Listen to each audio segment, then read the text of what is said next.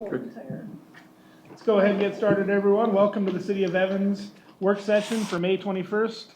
First item on the agenda is the water treatment demand update. And we'll turn it over to you, Jim. Thanks, Mayor. Good evening, members of the council. One of the things we're going to talk about, one of the factors in our treated water demand is the weather. And I was going to start with a joke that we've had to update the staff report just over the last couple of days with the weather that we've had, because we're not going to need as much water this week for lawns as we thought a couple weeks ago. But seriously, folks, as council knows, the city owns its own water rights. I want to start with that. We have enough water rights to serve our existing community, as we've talked about. But we have a contract with the city of Greeley for water treatment because we don't have our own water treatment plant. One of the components of cost in our contract with Greeley kind of is intended as a proxy or as a substitute for us building our own plant space or buying into their plant. And that's called the system development charge in our contract. So we pay by volume for what they treat, but then we also have to pay when our demand for water exceeds the previous highest demand for a year. And that's what we're going to talk about tonight, because we have to pay, and it's pretty expensive, and Randy and Rick will talk more about that. It's real important that we watch our water consumption, our potable water consumption, because we're talking about treated water, and that we do what we can to help our community be efficient with water. So this is an update on that. And with that, I'll turn it over to Randy Reedy, our Assistant City Manager, and Rick Picard, our Senior Civil Engineer, who acts pretty much as our utilities engineer. If you don't know Rick, he has a lot of years in water engineering and management, so we're fortunate to have that expertise on our staff, and he's done a lot of work on this. You say a lot of years. A lot of years. You saying I'm old? Because you're right. Thank you, Mayor and Council. We've kind of broken this presentation into three pieces, and Rick will cover the first two, and I'll come back and talk in a moment about the third. But the first two cover kind of some background information, historical trends, where have we been, at what points have we hit the cap in the past, and then kind of current projections. Where are we right now? Where do we expect to be for 2019 and the next few years? And then we'll come back toward the end and touch on what can we do about it, how can we forestall hitting that cap, and how are we preparing for the eventuality at some point that we may, both budgetarily and being proactive in other actions. So I'll let Rick take it from here. Okay. I think one of the things, and Jim kind of talked about it, but the cap is easily described as what Jim was talking about, but it's not a cap, it's not a ceiling.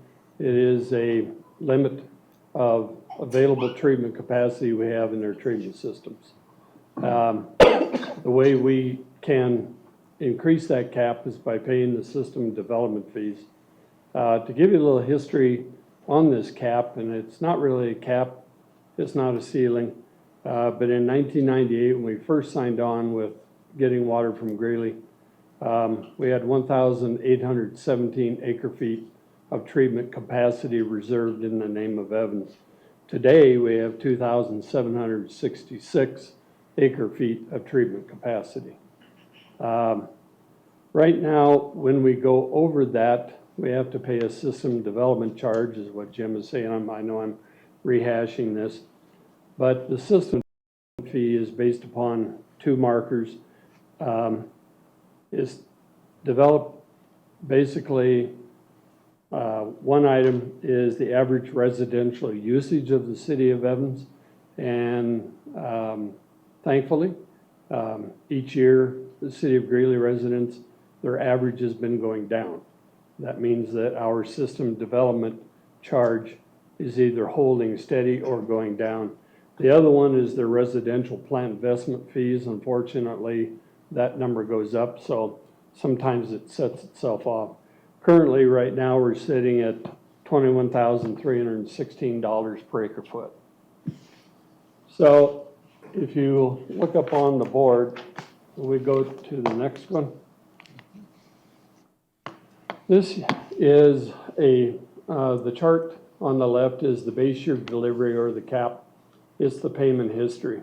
So in 2002, 2005, 2006, and 2012, the latest year, we actually, in order to increase our treatment capacity.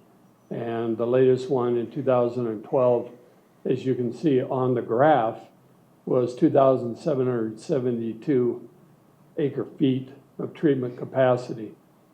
That, if you recall, was an extremely dry year, extremely hot year. And that one was also, there's very little water in storage. All of that combined made us go over the cap. It was the most expensive one at the time, not only because of the amount that we had to go up, but also the system development charge was the highest of any of the previous years. So it was $2.5 million. The current cap, as I mentioned, is 2,706.41 acre feet, and the current 2019 SDC rate is 21,316. On the chart, you'll see the yellow diamond. Those are the years that we actually had to pay a system development fee. We can go to the next one.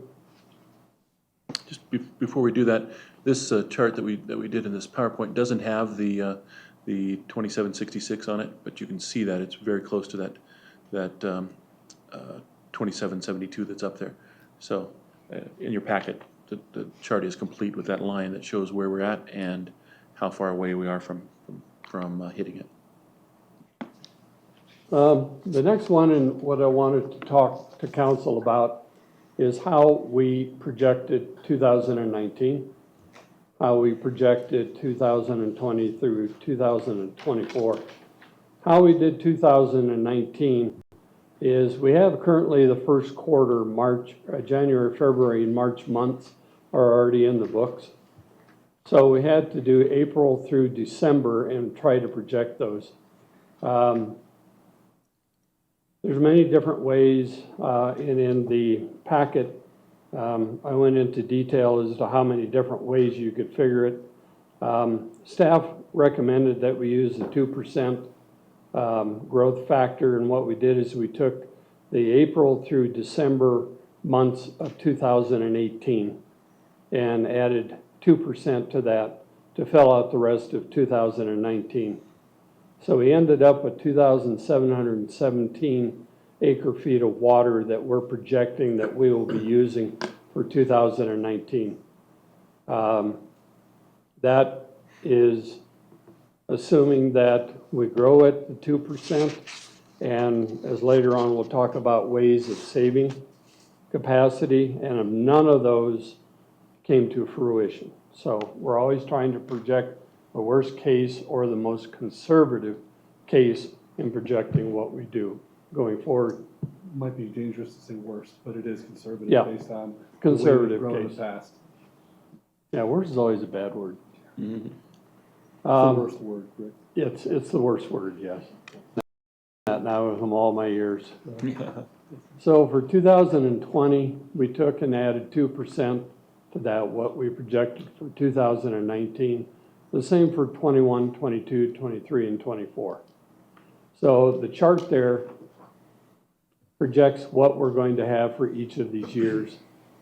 One thing of particular notice is once we get into April through probably September in the summer months, you'll notice that we not only have the most demand, but we also have the most significant increases from year to year. It's simply put, 2% of a higher number results in a higher number.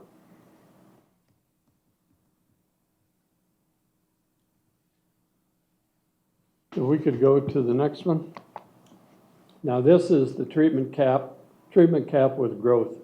And what you're seeing here is that everything left of the vertical red line is historical treatment demand through 2018. We've already seen that. The one thing that I wanted to point out is that we see periods of growth, and then we see a decrease in demand, like happened in 2003. Then we grow again, and then for whatever reason in 2009, we drop back down again. Then we went back up and peaked at 2012, and then we saw it coming back down again through 2014. This isn't necessarily that we gained a lot of population and then we lost a lot of population. What this mainly is derived from is summer heat and storage. So you can pretty much trace the years that we dropped off were wet years. People are watering less, people are drinking less. Cool, wet weather just takes and drops our peaks down. If you look into the projected demand to the right of the red vertical line is again just the projection of a 2% growth. What you can also take a look at is the New Year treatment capacity is set, the yellow diamonds, which occurs in 2020, 21, 22, 23, and 24. This is again based upon projection, and again, if nothing is done to help us save on the demand. So pardon me, you didn't feel that the 2013 flood and the loss of 250 households had anything to do with the non-use of water, potable water Yes. in 2014? Yes. Okay.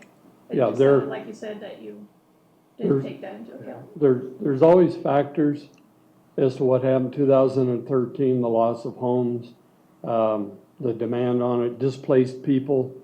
There's always reasons other than, well, did we grow and then we drop population? Yeah, and the point that I've heard from Rick too is just because I asked some of those same questions, it's more driven by weather than it is by fluctuations in population. But that is a factor. Yeah, because we've looked at the population and for the most part, it's grown steadily. 2013 and 2015 was very wet years. Yeah, obviously. So the question that acre feet a year, and that's kind of the do nothing scenario. That's just accepting 2% growth in demand, doing nothing else to be proactive about it other than paying the Greeley System Development Charge.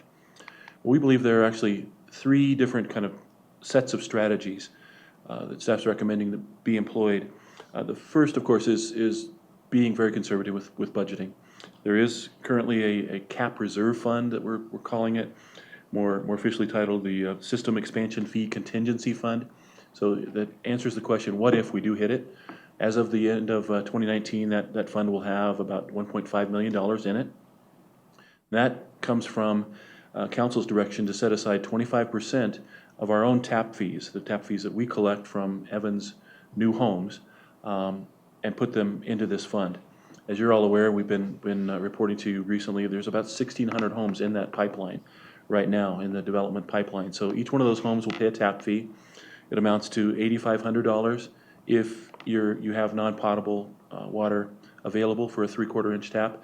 It goes up to $14,000 if you do not intend to use non-potable water. So 20% of each of those 8,500 or 14,000 going into that cap, depending on the level of the number of units coming online each year.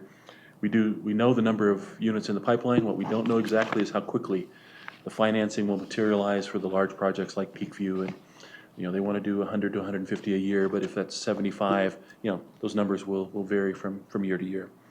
So that's the first strategy, is to be proactive with the budgeting. The second recognition, as Rick mentioned, there are variables that are out of our control. We're going to have to monitor, and the biggest ones happen to be dealing with temperatures and precipitation. When we have high temperatures, low precipitation, we know we're going to be using more water. So we can monitor that. We definitely can be communicating with residents in terms of water restrictions as we go and things like that to help avoid tremendous swings in usage. But the second... If I could jump in just for a moment. One of the challenges there, because we will be coming back to you if we have a hot summer and we get closer to that cap, but we get numbers from Greeley probably a month to 6 weeks following the use of the water. So sometimes, while we haven't exceeded the cap.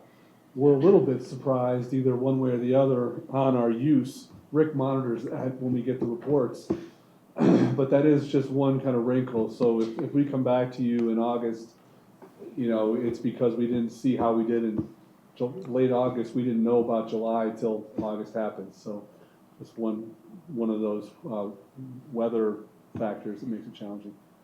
Mhm. It's always like a month in arrears, Right. yeah, exactly. The second kind of arena of strategies that we can employ and have every intention to is to influence the amount of non-potable water that's in use.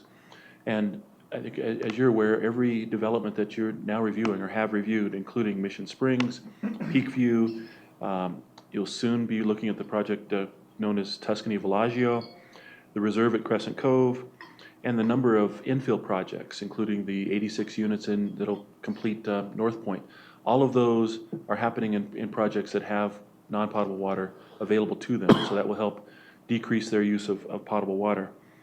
And then there's some other kind of exciting and perhaps novel or new approaches to retrofitting existing developments that have been here for a while, have not had the use of non-potable water for whatever reason, and each one is unique, but we're looking forward to getting them onto non-pot sooner rather than later. And those, of course, you're well aware, we've been updating you frequently on the Tuscany situation, the use of the Tracto non-potable ponds and upgrading, completing that non-potable system. That in and of itself, Tuscany is projected to be about 100 acre feet once that goes online. So that can, in effect, buy us 2 years worth of projected overage, just that one project, by moving Tuscany to non-potable.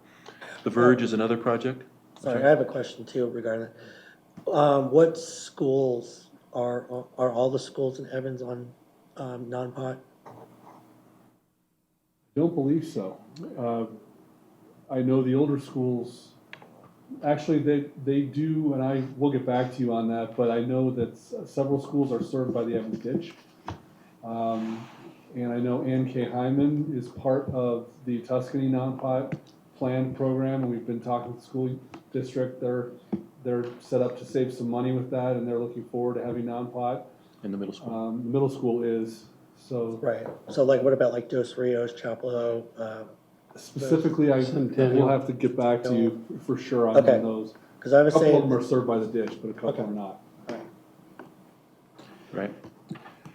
The Verge is another project. It has non-potable water available to it, has not been using it in recent years because the pumps aren't working. So it's a matter of working with them, trying to convince them that it's in their best interest and certainly the city's best interest for the overall community to get those pumps working so they can use non-potable, avoid the much higher, the 4 times higher water fees for the potable water that they're using. And that's estimated to be 10 to 15 acre feet in and of itself. It's not, it's a pretty dense project, but it does have enough landscaped watered acreage to potentially be saving up to 15 acre feet a year. Crescent Cove is another one. As the planning for the reserve at Crescent Cove has progressed, they've realized that if that goes to non-potable, why not bring for that project? So those are just a few examples, and our approach would be to be aggressive with that, to look at other opportunities as we go, because every acre foot represents, literally $21,000 worth of savings down the road. Randy, is the city going to be able to provide that to them, to Crescent Cove? And Yes, those 3 that I mentioned in particular, we are very confident that we can. The infill projects, like the North Point coming online, does have an existing non-pot source. Some of the complexities of dealing non-potable water is when it's available, when it comes online, and when it goes offline, depending on the call on the water. And we'll keep working on that. Yeah. I think one of the unique things about those projects too is those properties can make the systems happen themselves. The city's not in a position to be able to go in and build those systems, but Crescent Cove is incorporating the non-pot system for their whole property into their new development. The Verge already has the system in place, and Tuscany, those homes were plumbed for the non-pot system. So the project we'd be doing is to complete it. The research question that I shouldn't preempt that you've talked to me about is determining, one of the next steps is what would it cost to retrofit some existing neighborhoods? Are there places where we can do that? So that's one of the areas that we need more information on. Well, my question to Randy was more, does the city have the current capacity or capability and once they get Crescent Cove up and running, to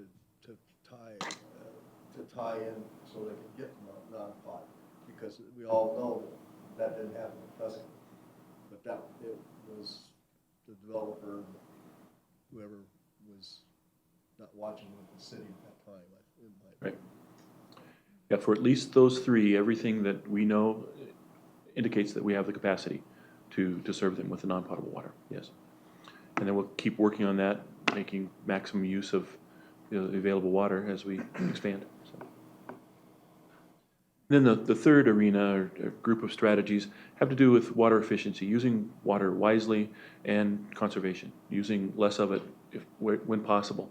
There are a number of kind of tried and true public information, public education methods, everything from notes in the water bills to using social media and our website and communicating with residents at social events, everything from heritage days to other things going on around town, and just working with people to realize this is not an approach that is asking them to do anything other than save money for themselves primarily and save water on behalf of the community. So we look forward to doing that, working with everything from low-flow shower heads to household appliances, and targeting and implementing some best management practices in terms of conservation moving forward. Are we able to maybe implement some sort of rebate program for Yes. that for the residents? Because I know Greeley has it, but we don't have that capacity currently. But if we are able to, that would be amazing. And then Right. also using maybe a rebate and development to have it also kind of make a requirement for new development to use water efficiency plumbing, for fixtures such as toilets and Right. shower heads and stuff like that, to also assist with the water efficiency and conservation. Would be great. Little flair or commercial, one of the challenges here is in capacity. You need to really develop some focus on these things, and Randy and I are just looking at staffing and part-time and some grants potentially, but we really need to have someone who can focus on this for the next period of time. So public education is something we know we need to do in the near term here as we get into summer. But I think the rebate programs and things like that, which are out there and accessible, we just need to make the time within capacity we have to bring them to you and advance them. So that's why probably those programs are more of a 2020 work. I think I just see there was a grant.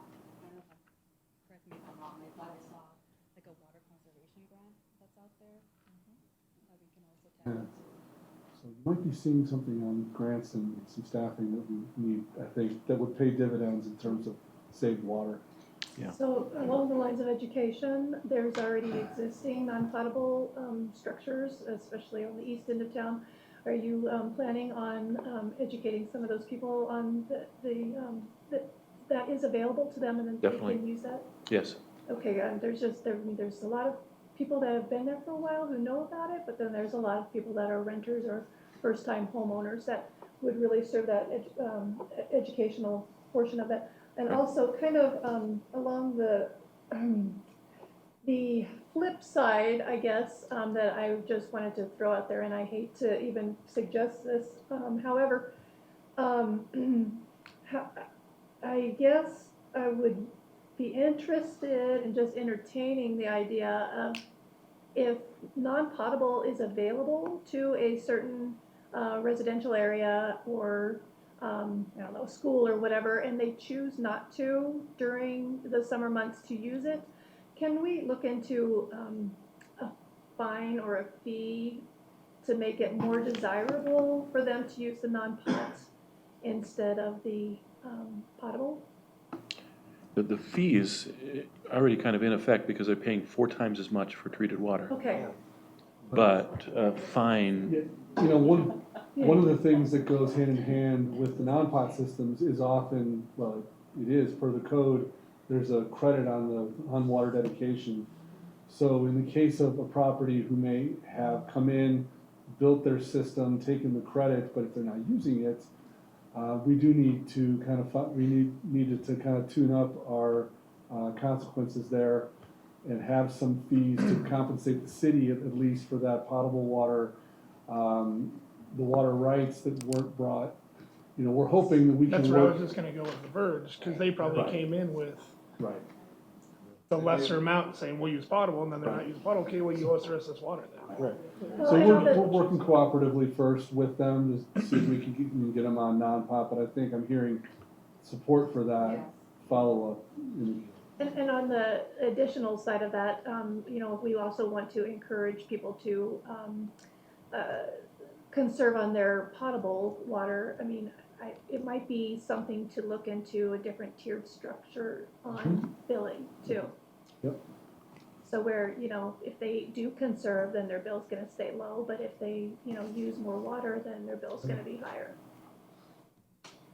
City of Greeley within the last couple of years has gone to a different water rate structure that is based on a water budget, which is comparatively, compared to Evans, quite a bit kind of tight. It's tighter on the allowed use within that first tier.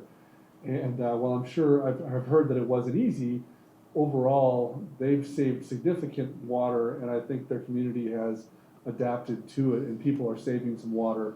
Those that, you know, the majority of folks who use within that first tier, and that's been quite successful. So probably when it's time to do our next water rate study, that might be something we should look at.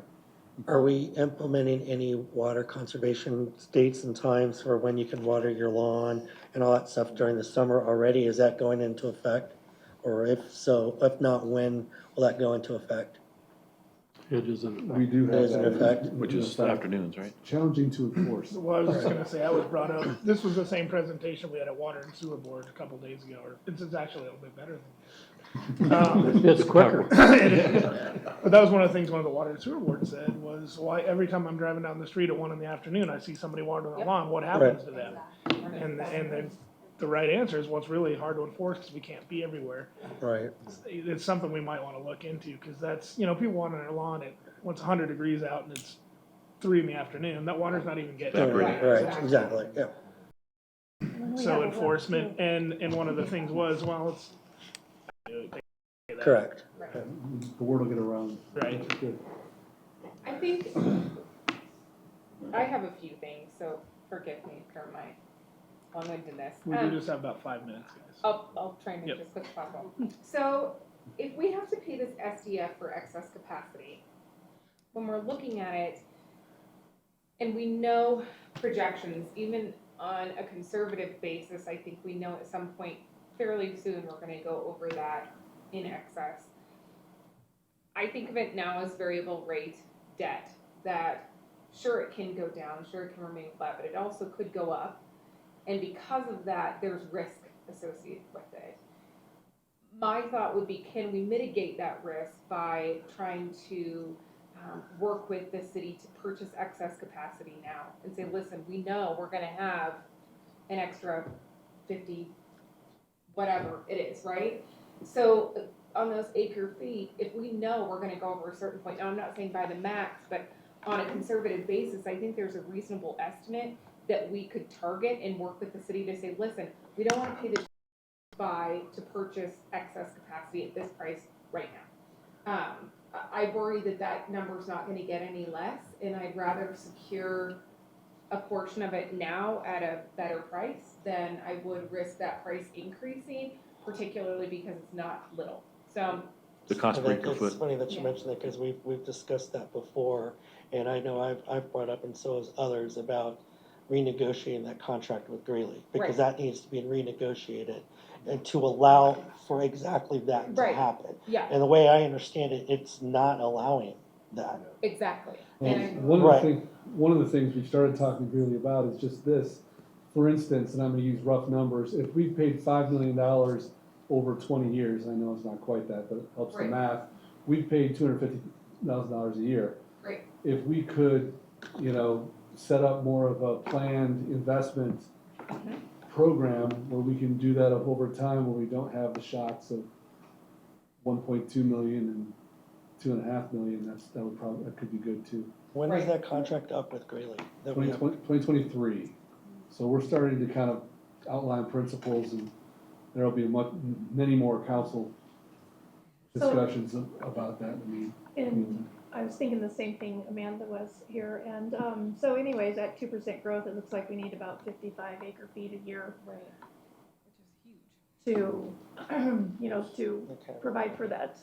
So we could, like Amanda says, renegotiate the contract when we can. I think 60 acre feet a year puts you right at the 1.5 million dollars right there. I can't remember what the exact figures were when we calculated it out at home. Well, I think the other thing I really want to see is a conscious effort from the city to educate residents on how to conserve water. I will give Greeley major kudos because I think they're doing a fantastic job. I know if you live in Greeley, currently you can get a rain barrel. I think they started that in 2016. They provide 55-gallon rain barrels to their residents to have them conserve water. It doesn't cost anything, but as a resident of Evans, even if it cost me $20, I would get it. But I wouldn't think to buy one normally. However, if you said to me, hey, we offer this, here's the benefit of it, then it dawns on me, oh, that's a really good idea. I totally wouldn't think of that. I think that is huge. I also think programs whereby we have water audits done, or we're using water-wise resources. I look at my districts that utilize water-wise and have zero-scaping classes and that sort of thing. And the amount of water that they've been able to maintain because of that is huge.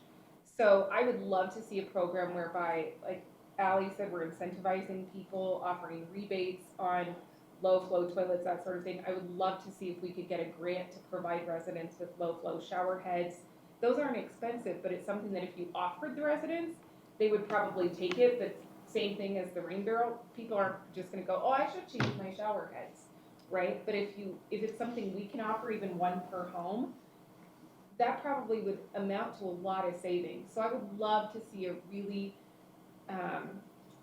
hard, concrete effort to educate our residents and really incentivize them in ways to save. I think the money spent, or the money that the city may spend doing that, would come back to us. Greeley Gas is already providing low-flow shower heads. And Right, they have all that things stuff. like that. Exactly. So the only other thing I had is something Jackie and I can discuss this too, but the only other impact I've seen at the water districts that I work with, when you've got major conservation, which is great, you also start to see this trend where your revenues dip.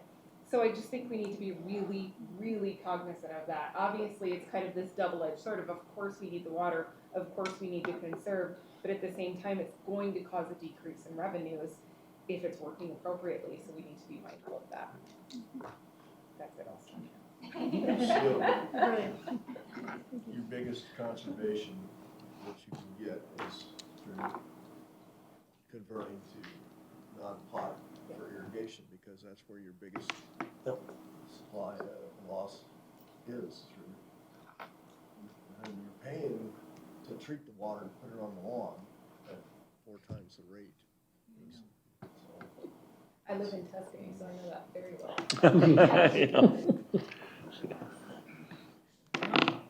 Are we able to get like a map or something, like a GIS map, where it shows like the areas that have non-potable systems that are not being used? And then like, so we can like how we had mentioned, like we can do like retrofitting, just to kind of have an idea of what areas we can target. Or a site map of some sort with plumbing, with non-pot. Let us work on that, yeah. Analysis of how Yeah, much that would cost The too. tricky one is to There may be, I mean, the verge is obvious because it's such a big project, but if smaller projects have non-pot available but happen to not use it, it's we're kind of late to the game in understanding that or hearing from them about that, but. Or just even the mapping aspect Yeah. of it, so we can plan accordingly and be proactive. And is there a way when residents water, is there a method by which you can tell the time of day that they water, or you just know they water? Not currently. There are smart meter systems that can do that, Maybe but one day, I know. Then you can tell One at day least in if the they were future, watering, right, when they're not supposed to be. So, 2024. There are meters that, as Randy said, there are meters that can do that, but we haven't made that investment. well, in the long term, if we know those things and moving forward in the future, those are the sorts of options. Like for future development. Yeah. Right. All right. Thank you. Thank you. Guys. Let's meet and count this stuff.